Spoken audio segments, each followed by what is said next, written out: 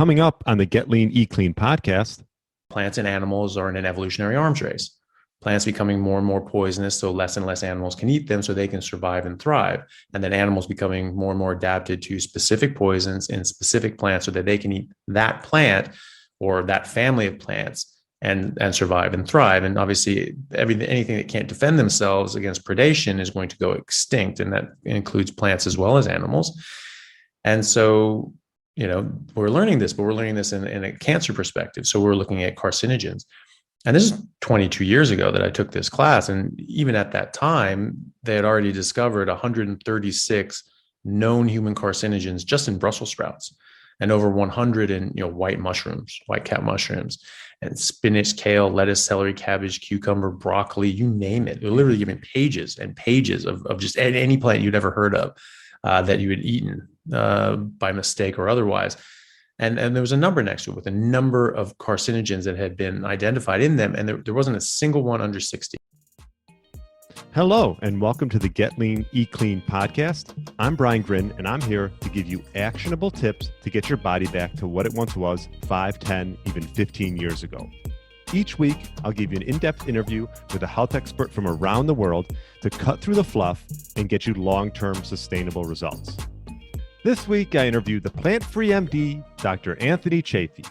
Dr. Chaffee is an MD specializing in neurosurgery and has been implementing the carnivore diet for over a decade. We discussed the issue with eating plants, along with how to get started with the carnivore diet, and some of the tips, tricks, and common pitfalls that people fall into when becoming a full carnivore.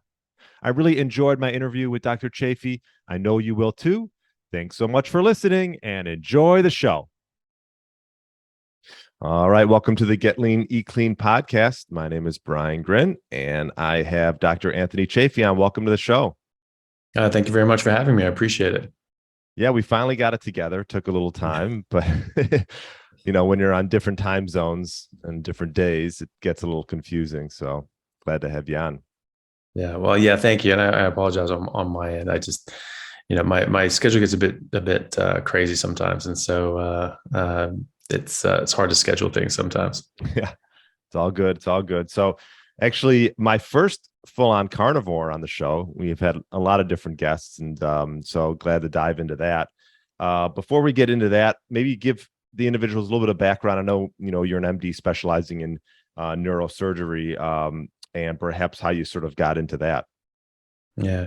So, yeah, I mean, I've like you said, I'm an American medical doctor. I'm specializing in neurosurgery. I've been practicing since 2013 when I graduated medical school, but I left my residency program early for a family emergency, and then I was doing humanitarian work and volunteering in the refugee camps in Bangladesh, helping with those who have escaped genocide in Burma. Not everyone know that, but there was an actual full-on genocide in 2017, September 2017, where the Burmese government, now called Myanmar, slaughtered about 200,000 people in a month and a half, and about 1 million people fled into southern Bangladesh to escape this. And there really wasn't enough people to help. So I decided I needed to go and help out with that. So I was there for between 2017, 2018. And then after that, I was just looking to get back into practice and finish up with neurosurgery and get going with that. And so I was just looking around. I ended up deciding to go down to Australia because I had friends here who were doctors and who I had played rugby with previously that really liked it and really enjoyed it, and they wanted me to go down there as well. So I just decided to go and check it out. But my passion in medicine was very broad, and so I always liked different aspects of things. I love neurosurgery, absolutely adore it. But there are a lot of other things I like, just like nutrition and health and preventative medicine as well. So I also have a practice in what we call functional medicine, preventative medicine as well. Excellent.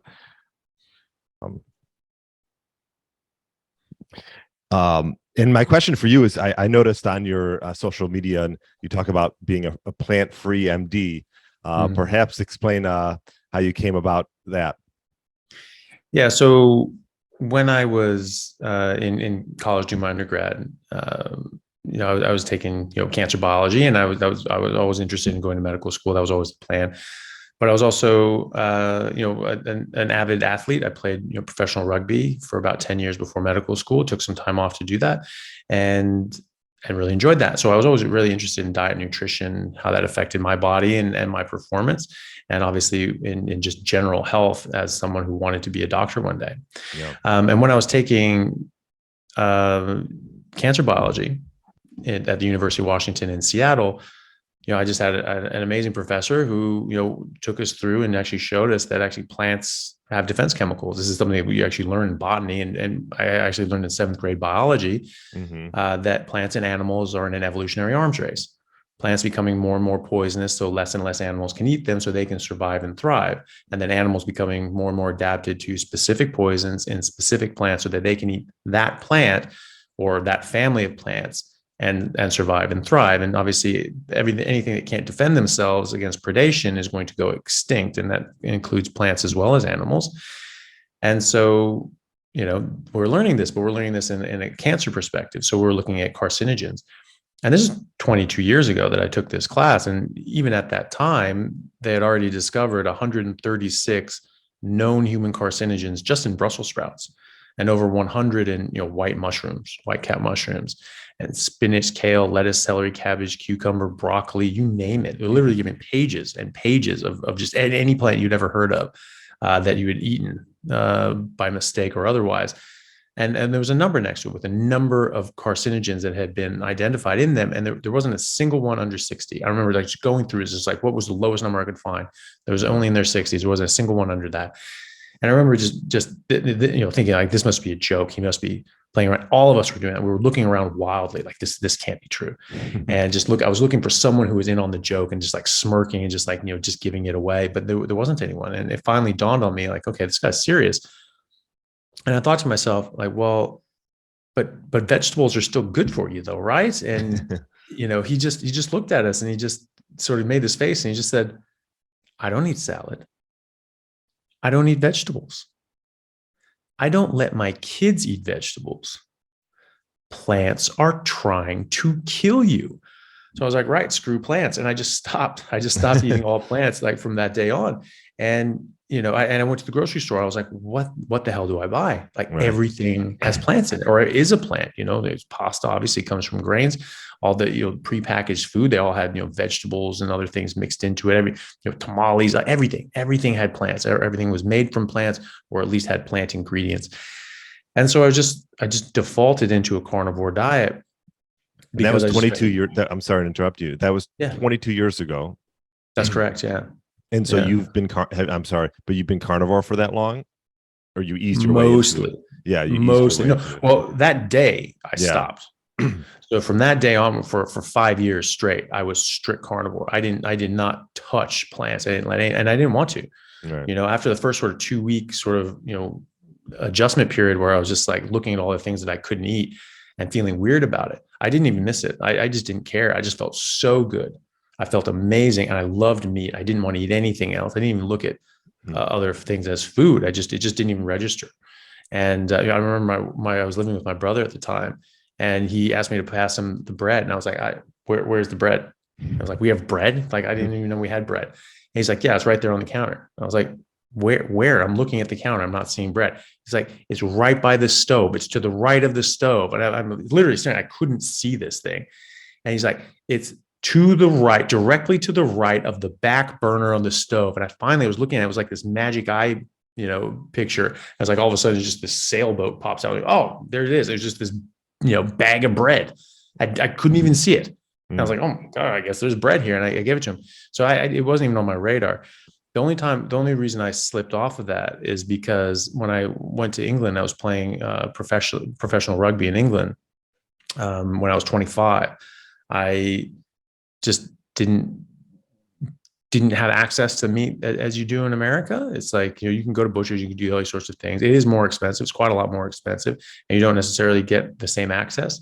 And, some of it was breaded and otherwise. So I remember like sort of seeing this breaded, chicken and things like that. And I was like, oh, is it that big a deal? I mean, it's a plant, but does it make that big of a difference? Like, dose makes the poison. And I sort of just convinced myself that it would be okay to have, breaded chicken. And And it wasn't okay. I actually felt a lot worse because of that. I remember sort of a couple of months in, like thinking to myself, I was like, why don't I feel as just superhuman amazing as I normally do? Like, this is weird. Like, because I was just my athletic performance and my fitness just went to just crazy levels. I just felt so good all the time, and I was absolutely crushing it athletically.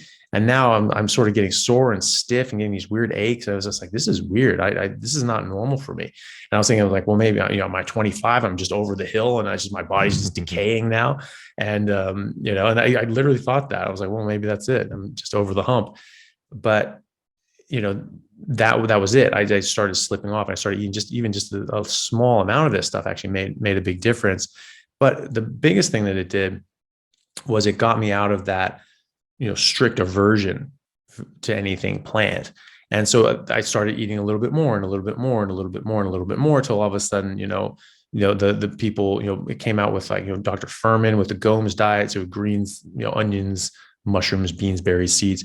That was that big, basically pushing a plant-based vegan diet.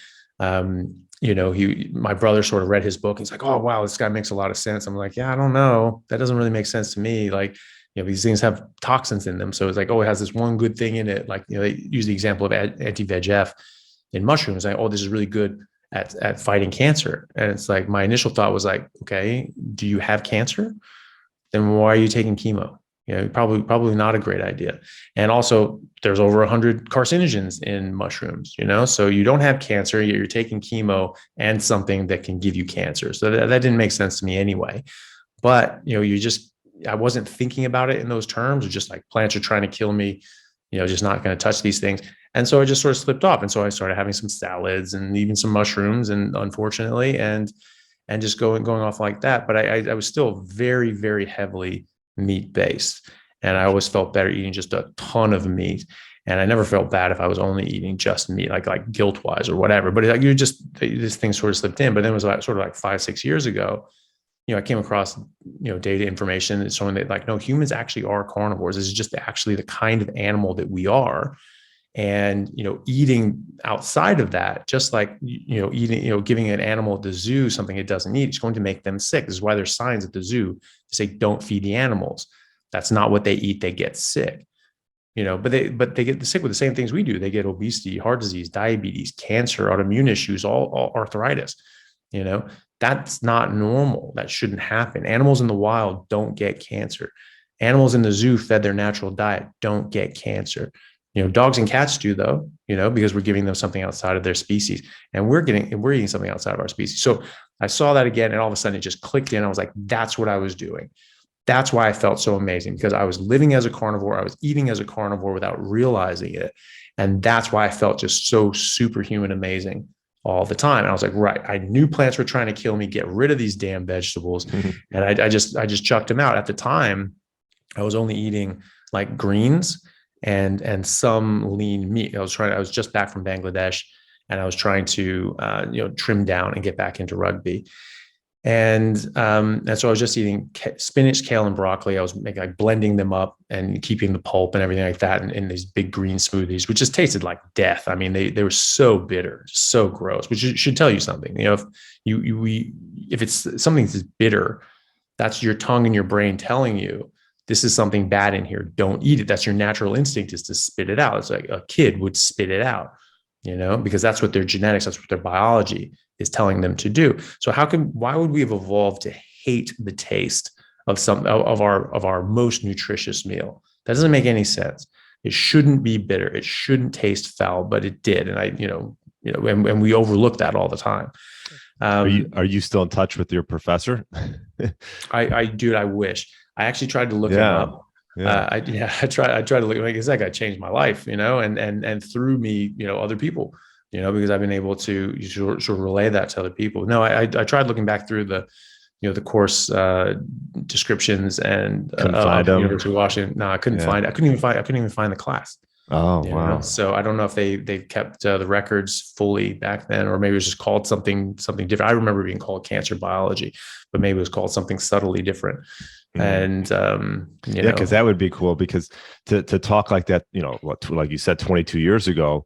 I mean, now you're hearing a little bit more in the mainstream, but the whole low carb and keto and carnivore movement. But back 22 years ago, it was, no one was really talking about it. No, which is crazy too, because, botanists have known this forever. We have horticulturists who know about all the toxicities in plants and how to, try to, mitigate the poisons, but they understand that they're poisonous. They have poisons in them.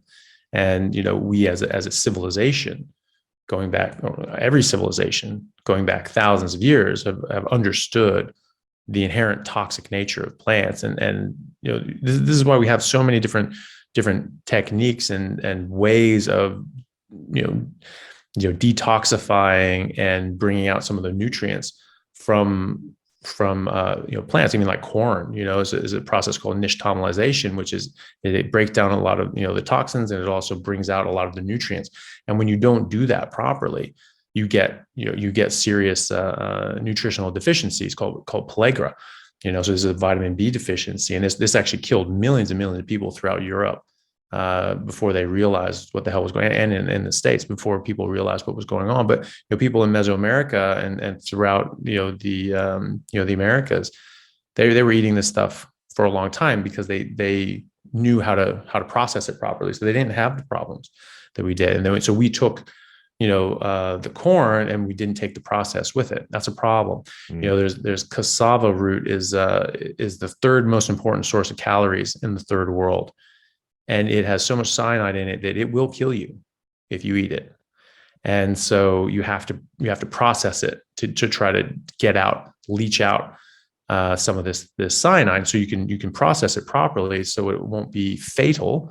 But at the same time, it still has cyanide in it, and even low doses of cyanide over time will cause neurological damage and thyroid dysfunction as well. So, this isn't good. I mean, it's something we can survive on and we can live on if we're in extremity, and that's what people have done, in historical times, is that, basically the poorer people, you had to flesh out your food with plants. And that's why, meat, and fatty meat in particular, was called rich food, because the rich people ate it. And also, on average, were much healthier and lived much longer. Yeah, I was going to say, for someone that wanted to implement some type of vegetables like fermentation, there's obviously ways to get around some of the anti-nutrients. Is this something like for you? What's a typical day like for you as far as eating?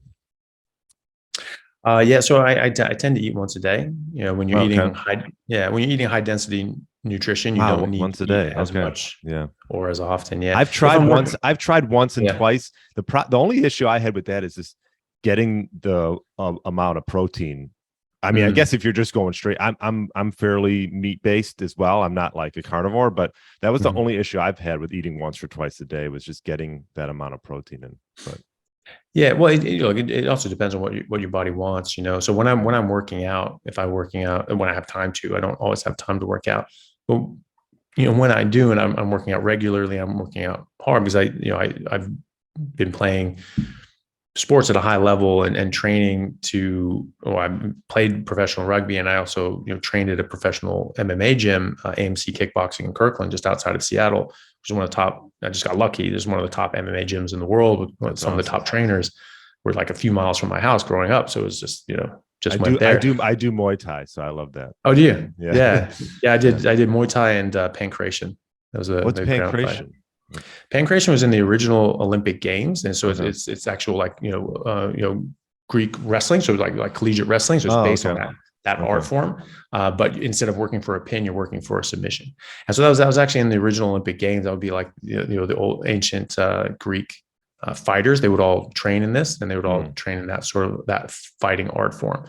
And so that was, it's steeped in tradition, but it's also steeped in scientific sort of processes of weaning out any sort of weaknesses. Just like Olympic wrestling is, it's very, very, very tight to the technique. You can try and go in there and do some flashy move or something like that, but you're going to get rolled up if you're going against someone who really knows what they're doing in that form. That's sort of the same with Pankration. It's very, very solid. It doesn't have tricks. It doesn't have tactics. It has just the most solid moves consistently. The basics, right? Like To some degree, right? It's like you can get all fancy, but you got to stick to the basics.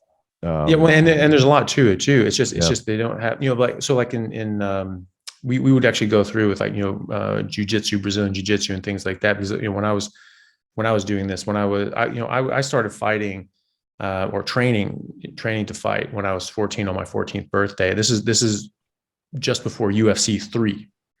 So that's how far back I go. But actually there was a guy, Chemo, who was training out of our gym, who fought Ken Shamrock in UFC 3 in the super fight. So they were getting ready to do that. So he was training out, and the dude was huge, by the way. His calves were just like the size of my midsection. And like, it was just massive, just a big old dude, like 270, 280 pound Samoan dude, just monster. Yeah. And,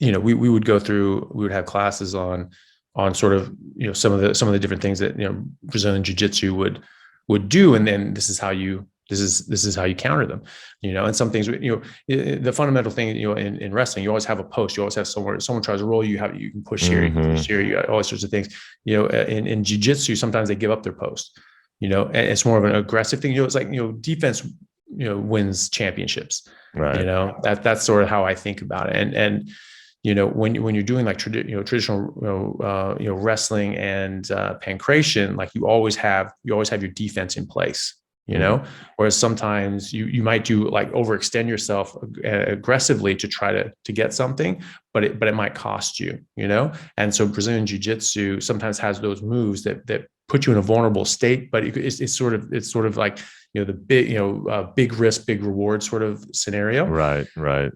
And so, it really could, get you a home run, but you could strike out as well. And so we just went through those things, like, these are the flaws, these are the flaws, these are the flaws, or the chinks in the armor anywhere. And they're very good, and they'll get most people. That's why you have to train and see, like, this is how you counter that, but that's what we did. Yeah. So that was Pankration, which I was always loved. It was absolutely amazing. I really wish I would have kept up with that, but I felt I didn't have time to spend on both rugby and fighting. I tried to do both. But I really wanted to fight. I really wanted to fight out of AMC, and they just had a rule. Matt Hume, who is the trainer, if people follow UFC and things like that, they should know who that is. That you had to sort of make all these special fighters trainings, or 3 a week in the evenings. And I was like, look, I'll come to every single training, starting at 4 p.m. I'll be here every single training, every single hour, every single day, except for this one session a week. If I can go do rugby, and it's just literally just one session a week, and I'll go to every other session. Everything. He's just like, look, we just made this rule. Yeah. Like it's reasonable, but we just made this rule. We can't just, turn around and break it right away. And I was like, yeah, I get that. And so in my youth and stupidity, I thought that meant I couldn't train at all, because I was just like, I want to fight, because I could have kept training. It's just like, I wasn't allowed to fight out of the gym unless I made every single training. That was the rule. Because they weren't training, chumps, they were training champions. And, so that was it. So I ended up just doing rugby, unfortunately. And all the time I look back, I'm like, why did I do both? Yeah. All right. Yeah. So we got off on a tangent, but it's okay. We could probably do a podcast on that. So routine. So you eat once a day. And you're packing in. You don't do organ meats, correct? You're just doing regular, normal meats. Okay. Yeah, almost never. I mean, if you want to eat organs, that's fine. I think of it as, you want to think as a proportion of the cow. So, the right shirt for it on this one. Yeah. It's a small portion of the whole of the cow. Exactly. Right? So you're just going to do it maybe once every few weeks or once a month or something. Or every so often. You take down a buffalo as an individual. That buffalo will last you 2 years, realistically. It's only got one liver. Right. So it's got to have one liver for those 2 years. And, there's certainly, tribes that eat the livers and eat the organs. Absolutely. And there's others that don't, like the Inuit, they don't eat the organs. They would give the organs to their dogs. And so, and especially, when you're talking about like marine mammals and things like that, and polar bears especially, these have such a high concentration of vitamin A that is actually toxic, so you don't want to eat too much of that, or a polar bear liver, you don't want to eat it at all. So I don't think that you necessarily need to do it. If you want to do it, fine. I just would caution people not to really eat it out of proportion, because again, you can get, because it is very, very nutrient dense. And if you're not eating carnivore and you're eating sort of a lower nutrient diet, then liver's your best friend. But if you are eating carnivore, then you'll get all the nutrients you need just from the skeletal muscle meat. And so if you're adding in a lot of liver, you could actually build up to a level that you don't want. So I tend to avoid that. And I eat once a day. Well, I eat just until I'm full, basically. Right. And if I'm eating, fatty meat, because I try to get between sort of 70-80% of my calories from fat. If I'm eating leaner meat, then I'll eat more, But if I'm eating fatty enough meat and I fill up, then I tend to only be hungry once a day. But if I'm working out, that could easily double, So I normally would eat like, 2.5 pounds of fatty meat. So it's high calorie intake. Right. And then if I'm working out a lot, that could easily go to 4 to 5 pounds. Mm. Yeah. Okay. What are some, I guess, tips and tricks or things for individuals to, if they want to get started with carnivores, this is a road they want to go down? Yeah, I would definitely think about things in terms of what not to eat just as much as what to eat, just because, Sure. it's not just that, you don't have to eat salad. You can get all the nutrients that you need from meat. It's that, no, you actually don't want to eat salad. Salad's actually bad for you, which is a weird concept for us to take in, but it's an important one, and, people will feel the difference when you get these things out of your system. You will definitely feel the difference. So that would be one thing. And so my rule is, no plants, no sugar, nothing artificial. And that would go for sauces, seasonings, and drinks as well. So really, really trying to get really just down to just meat and water, maybe salt to taste if you want. You don't have to. And then, just really keeping it as simple as possible. There's all these different rules in these snacks, and there's this and that. Just eat meat, just drink water, just be happy. Like, that's all there is, And so try to keep it as simple as possible. This is something that it should be very, very easy to do, because you know exactly what you can and can't eat. There's no gray area. It's just black and white, and and then also you don't have to worry about portion control. You don't have to count calories. You can just eat intuitively, and you just eat until you're full. You just eat until meat doesn't taste good, and it actually tastes better the more hungry you are. And that's how you can tell, because you'll have to relearn your hunger signals. That's the major thing that people should know about, is when you stop eating carbohydrates, your hunger signals just change dramatically, and go into the reasons why if you want, but suffice it to say that they change, and so you don't feel hungry in the traditional sense, and so it's actually very easy to undereat. And so you want to gauge it by your taste. So if meat tastes good, that means your body is giving you a positive feedback and saying, hey, get more of this in you. Eventually, it'll actually start tasting not so good.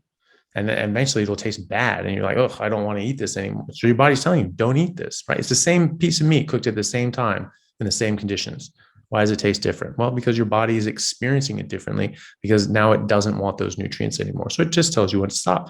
So you can just eat intuitively. You can eat any time of the day or night. It doesn't matter. The only real reason it matters is if you're eating before bed, is if you're eating carbohydrates. That'll raise your insulin. That'll block the function of growth hormone, which is, it's secreted in its maximal dosages 2 hours after you go to sleep. So it really screws with your hormonal cycle, as well as putting you into a fat storage state. So those are the main things, is that, just keep it easy, keep it simple, just focus on meat and water. Don't worry about all the other frills and everything like that, and avoid, things that fall into the category of, plants, sugar, plants or sugar, anything artificial, like artificial sweeteners. And coffee. People don't realize coffee is a plant, and so they keep doing that. If you want to have coffee, I mean, fine. It's one thing out of 1,000 that you've cut out, but Right. People do generally feel a lot better when they come off coffee, and especially if they get rid of the artificial sweeteners. Those seem to be a hang up that seems to stall people's progress, is the artificial sweeteners, especially like stevia and other things like that. Yeah, it's interesting you make the point that it's just as important the things that you're getting off as it is the things that you're implementing. I think that's what makes it successful. And, for some people, I know obviously there's people who do thrive on a plant-based diet. So I always like to say, I think there should be some type of self-experimentation, depending on the Yeah. individual. Some people can assimilate saturated fats better than others. But either way, I think it's something that, over time you sort of find what works for you. Do you have any, do you do like blood work every so often, or? Yeah, I have. Okay. I've never really, cared to for my own interest. I was like, oh, I don't know what this is, because I trusted the fact that, I was eating what I was biologically most appropriate to. And so whatever my bloods were, I wasn't really worried about, micromanaging anything. And I was just like, Sure. whatever my bloods are, whatever my cholesterol is, which is actually good for you, by the way, Sure. it's going to be what it's supposed to be. It's going to be physiological. But I have taken them, Cool. Okay. just I was because just I had curious about like thyroid and things like that. I know some people yeah, have had, yeah. on keto, have been shown to slow down the thyroid a bit. I know that not for everybody, but Yeah, I think there's going to be a few different reasons for that as well. And but no, for me, when I took my bloods, actually the sort of functional medicine, preventive health clinic that I work in now, the reason I work there is because I met the endocrinologist who was running this practice for 40 years, and we're talking about this. And we're talking about the carnivore diet, and he got very interested in this because he'd been using diet and lifestyle changes to help people for 40 years now. So that was right up his alley, but very different from what he had heretofore thought to be true. mm-hmm. And so he was very interested in that. And he saw me, and I was in good shape, and he said, like, well, you look good, and you look good for your age, especially. And How old are you, if you don't mind me asking? Yeah, I'm 42. Oh, so we're the same age. Yeah. So we're the same age. Yeah, and so he was looking at me and he's just saying, hey, you look great, you look like you're in good shape, but let's check under the hood, and let's see the bloods. And so I said, fine, yeah, let's check it out. I didn't really care. I knew whatever they were going to be good. And he calls me up a couple of weeks later and he said, hey, we should talk about this carnivore diet over a steak sometime, because Right. your bloods came back and they were really good. And we went through them. And he said to me, we went through a ton of things, deep dive into the hormones and nutrients, minerals, vitamins, everything. And he said that if you took 100,000 people my age off the street, then my bloods would be number one without a shadow of a doubt. And so we really started talking about it. He got really interested into the idea of this, and I started sending him a lot of resources and papers and talking to him about it at length. And he actually started incorporating it into his practice and putting all his patients on a carnivore diet, and to help them lose weight and to reverse diseases. So especially autoimmune issues just go away. You go on a carnivore diet, because it's really is the plants that's actually precipitating the event of these autoimmune issues. And when you remove that causative factor, the effect just goes away, which is sort of the premise of all of my work, is that, and a book I'm writing, is that the so-called chronic diseases that we treat nowadays as a major part of medical profession are not actually diseases per se, but they're actually toxicities and malnutrition, toxic buildup of species inappropriate diet, and a lack of species specific nutrition. So namely, too many plants, not enough meat, and so when we implement this in practice, we actually see these diseases just go away, and especially autoimmune issues are the most dramatic and very fulfilling things to watch. Crohn's, ulcerative colitis, rheumatoid arthritis, these things have actually, in the medical literature going back to the 1800s, have been treated and cured and gotten rid of completely by putting people on a pure red meat and water diet since the 1800s. And as recently as 1975, there were books being written about just that, about putting people on a carnivore diet and reversing all of these issues, which is crazy to me, because in 1977, the USDA said that cholesterol causes heart disease, saturated fat increases cholesterol, stop eating both of these things. And just 100 years of medical literature and knowledge just got thrown out because meat's bad, because it has cholesterol. Crazy to me. Yeah, it's a changing time. I mean, I think, podcasts and gosh, with YouTube, it's like you can definitely do your own research and find out more about all this. I know you guys do. Do a 30-day carnivore challenge, right? Is that something you have going on? Yeah, we do. And it's just howtocarnivore.com. That's how we sign up for that. And so Oh, what I see. we try to do is just, try to coach people and help them in a group setting, with myself and my partner, Simon Lewis. And we have like Telegram groups where we're just chatting with people and talking to them and sending them resources. We have different modules and packets and emails that go out to people on a daily basis throughout the challenge.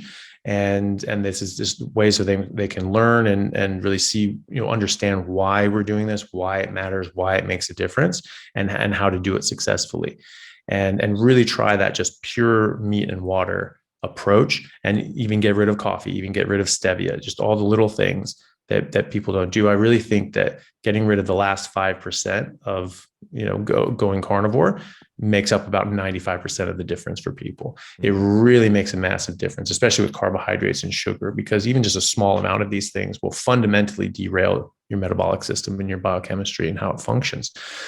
Just simply, it will put you into a fat storing metabolism instead of a fat burning metabolism, which you will be in all the time on a carnivore diet. So it makes a big difference. And then we have other sorts of ways to support them as well. So, and we've been doing this for like about 3-4 months now. And we've been having good feedback, and people have been having good results. And a lot of people saying that, I've been, sort of mostly carnivore, very meat based, but never really got rid of the last of it. And like, I'm so glad I did, because, I feel so much better. My weight just started coming off, and they started reversing all their health issues. So it's been really nice to see that. Yeah. And I noticed, going off a little bit, but you do some X3 work. It's something that I've implemented, because I had Dr. Jake Wish on the podcast beginning of last year, and like with the whole COVID thing, I was like, oh, I got to do something. So I've really enjoyed it. I use the X3. I use it intermittently with maybe some traditional lifting, but it's been just a huge game changer for me, because so I'm the fan. I liked it too. I was actually looking at it during COVID as well, because I didn't end up getting it at the time. I actually wish I did, but because I was really just getting upset not being able to work out during COVID. But I was so pissed off, because I had a whole gym set up at home in Seattle that I left there when I moved to Australia. I just kept thinking of this perfect gym setup that I had been, before I went to Australia, when I was getting ready to go, I was in my home gym for like 3 to 4 hours a day, every day. I was just like listening to like books on tape and Thomas Sowell books and lectures and things like that, because I just love Thomas Sowell. And so I was just listening, just, devouring all his stuff. And I was like, I figured this is something I want to do anyway, and I could justify working out for 4 hours if I'm listening to something educational that I wanted to hear anyway. And so that's how I justified it to myself. But I was there for like, 3-4 hours a day, and doing rugby on top of that. And, at 38, 39, and I felt amazing doing it. And then I was in Australia with COVID, and no access to any like gym equipment. I was everything miserable. was like shut down. Yeah. So bad. Well, this was great. Are there any like maybe common pitfalls if someone's looking to get into it that you see that, runs true with a lot of people when getting into carnivore? There can be sometimes, be under eating. That's very easy to do. And then you just find, oh, they have low energy. They don't really feel good and all that stuff. So, well, because you're not really getting enough nutrition. Your body needs something, or not eating enough fat. Most people think that because they're eating a lot more fat than they've ever eaten before, that's has to be enough. But in fact, you have to eat a lot of fat, like 70% calories from fat is 50-50 ground beef. 50% fat by weight, right? So that's a lot of fat. And that's just 70%. So I try to hit between 70 and 80%, so I melt butter into ribeyes sometimes, and so, it's a lot of fat. And that's one thing. And people can sort of tell if they're not drinking coffee or using artificial sweeteners, because those can all give you sort of, runny stools. But if you're not eating any of that, you're only eating meat, you can actually tell how much fat you're getting, because it's actually the excess fat your body can't absorb that keeps your stool soft. Otherwise people say, oh, how are you going to move your bowels? You have to have fiber. You actually don't want it. Fiber wasn't recommended for constipation until like the late 80s, and that was because we had stopped eating fat. and that's what was keeping everybody regular. Your body can only absorb a certain amount of fat. And after that, it sort of has its limit, and you'll just excrete it. And so it's that little extra that keeps everything soft. So if you're not getting enough, your body's going to absorb all the fat. Things are going to be dry and hard. So you can tell, okay, I'm not getting enough fat. And a lot of people find that they're constipated. And I keep telling them, well, you need to eat more fat. And they're like, oh no, I'm definitely eating enough fat. And I was like, well, by definition, you're not if you're constipated. So that's something to think about as well. So the energy levels and eating enough, and just eating until you're satiated, eating until meat doesn't really taste very interesting anymore. And getting enough fat and to the point that you're not constipated. Those are some things that people commonly have trouble with until it's just somebody just shows them what's going on. Okay, interesting. And the best place for people to learn more about what you're doing is, I know you're on obviously social media. Mm-hmm. And the how to carnivore. Well, you tell us. You can. Just howtocarnivore.com. That's where people can go if they wanted to sign up for the 30-day challenge, which people are more than welcome to do. I have a website that's being built that's just more from an informational standpoint called the Carnivore Life. That's not quite out yet, but it's almost done. Oh, cool. And just thecarnivorelife.com. And then my main thing is YouTube, Instagram, and my podcast. Just the Plant Free MD is the name of the podcast. That's on Apple and Spotify and everything else. And then my website, my YouTube channel is just my name, Anthony Chaffee MD, which also goes cross-platform. So YouTube is Anthony Chaffee MD, as is Instagram and Patreon, and TikTok horribly is also that. You're on TikTok. I have avoided TikTok, but it's so bad. Yeah, but I don't know. It's I put some of my little short videos on it and things like that, and like little clips from my podcast. So I just sort of did, and some of these things actually went pretty viral pretty early on. So I had a couple clips talking about like just a short sort of 1 minute talk about how we were, conned about cholesterol being bad for us, and I just did that, and that seemed to do really well. It just went, got pretty popular early on, and then all of a sudden I have like 12,000 followers on TikTok. I'm like, oh, I don't know if I want to do this. And all my nieces and nephews are following you. Yeah, God, yeah. Yeah. Hey, I get it. I mean, being on social media, honestly, if I didn't do it for business, it's nice a little bit, but I would probably get off most of that stuff. But I think so. Yeah. No, I would dump all of this stuff happily if I was able to.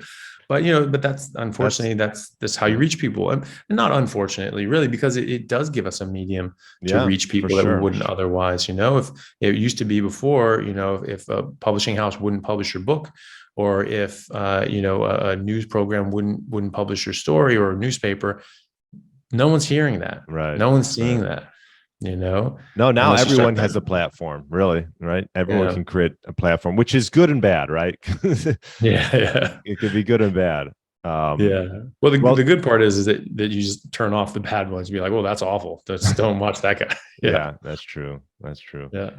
Yeah, because at least you can avoid it, exactly. You don't have to, exactly. You don't have to subscribe if you don't want to, right? So, well, this was good. I mean, I'm sure we could talk hours and hours. Maybe when the book comes out, we'll come back and chat about that. Definitely. And glad we connected. So I appreciate coming on and sharing all the knowledge regarding carnivore and how to get started and things like that. So thanks again. Not a problem at all. Thank you very much for having me. Thanks for listening to the Get Lean, Eat Clean podcast. I understand there are millions of other podcasts out there, and you've chosen to listen to mine, and I appreciate that. Check out the show notes at briangrin.com for everything that was mentioned in this episode. Feel free to subscribe to the podcast and share it with a friend or family member that's looking to get their body back to what it once was. Thanks again, and have a great day.